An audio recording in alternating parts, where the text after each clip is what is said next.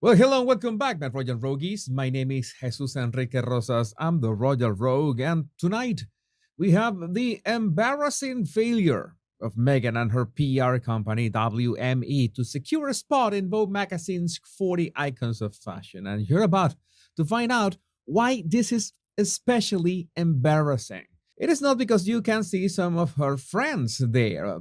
There's Oprah. I don't know if Oprah and Meghan are still friends because we haven't seen them together in a while, but let's say that Oprah is still her friend. There's also Serena Williams, the one who pushed for WME to accept Meghan at all costs and save her brand from total annihilation. Tough job that nobody wants to do anymore. There's also Victoria Beckham, although we can say that Victoria is not a friend of Meghan anymore. They had a big fallout, both her and Meghan and David and Harry. So I don't think we can count her as an actual friend. And there's also this lady. I don't remember her name. I don't think it matters much, but I know that she was on an Arsewives episode or whatever. But the reason Meghan's absence from this iconic cover is so embarrassing is because of the name Edward Enninful. This cover is the last cover that Enninful is going to publish after more than 6 years as chief editor of British Vogue magazine. And you know that he was the one who coordinated that Vogue magazine edition that Meghan edited herself.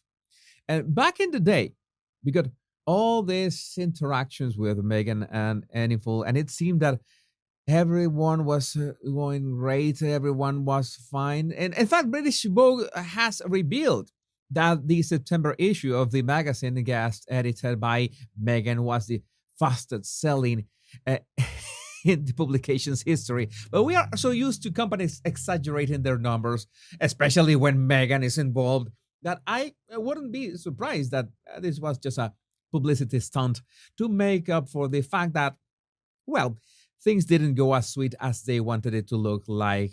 Of course, in that edition, Michelle Obama was featured, and that was one of the moments that Meghan desperately wanted Michelle to be her friend. But I think it's important to remember that Enninful is not only an OBE, but he was also named a global ambassador of the Princess Trust in 2021. That was around 1 or 2 years after that Vogue magazine co edited with Meghan. But it was not until 1 year later in 2022, and thanks to Tom Bauer's revenge book, that we knew the truth behind that process. Meghan Markle feud with British Vogue editor over her guest edition book says. It described Markle clashing with Enninful and his staff, both with her suggestions for the issue itself and seeking to alter its publication schedule. You know that when what Meghan wants, sometimes she doesn't get.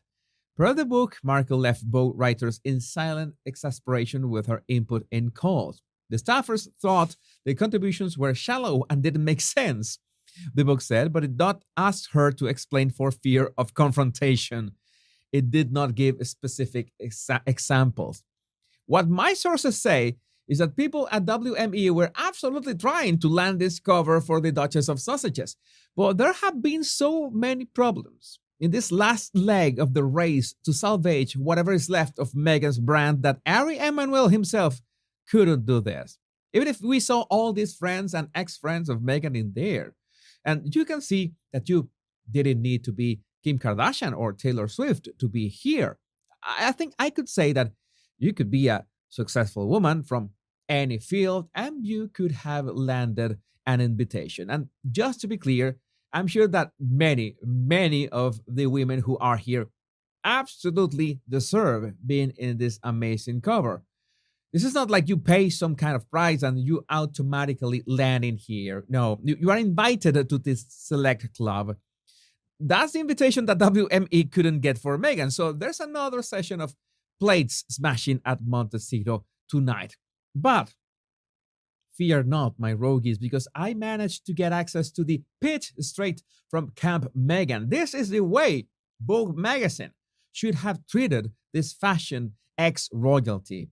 They're the ones missing on this. And like clockwork, You know that Harry was getting too many headlines and Meghan was getting too uncomfortable about that. So she decided to go for a paparazzi stroll down Montecito Lane, and she was spotted driving an SUV, and she was somehow too low in her seat. I mean, just to be clear, this picture is only a digital reference from my AI paparazzi agency, Backshots, but it's pretty much what you can see in the actual photos, and I don't want to use any photos from any of these agencies anymore. But in these recent paparazzi photos that were taken, of course, by Backgrid, we noticed something very particular, that there was no front license plate. I remember that this morning, the first one to notice that was Murky Meg. And we were doing some research and we found out that in California, it's absolutely mandatory to have both license plates, both back and front of your car. So, how does Megan get away with driving with a no front license plate in California for a paparazzi trip? I wonder what would happen if the California Department of Motor Vehicles found out about this. There has to be some consequences. It's not because you are a celebrity that you are allowed to do whatever you want and whenever you want, even if you are an ex royal. And YouGov published their latest royal favorability results from February. Prince William 77 positive, Catherine 74, King Charles 66, Camilla 50, Prince Harry 33, and Meghan 27. I don't understand why they still include the Montecito morons on this post, but well, I guess that is like a good comparison, right? When you have both extremes of the scale. That I don't know if you remember Morgan Tremaine. He was the one who stood up to in front of millions to Elaine Bredhoff during the Johnny Depp and Amber Heard trial, telling her that, well, you are grifting out of this as well.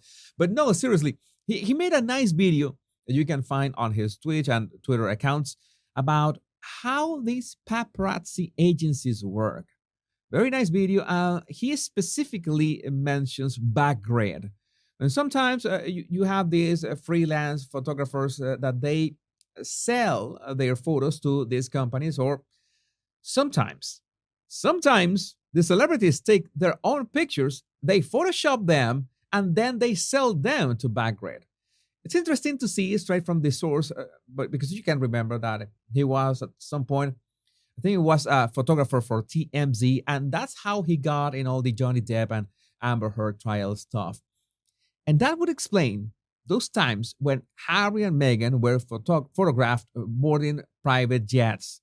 It would have been easier to just have an Archwell intern with a camera and then sell it to Backgrid afterwards. Well, one can only wonder which other pictures had the same treatment.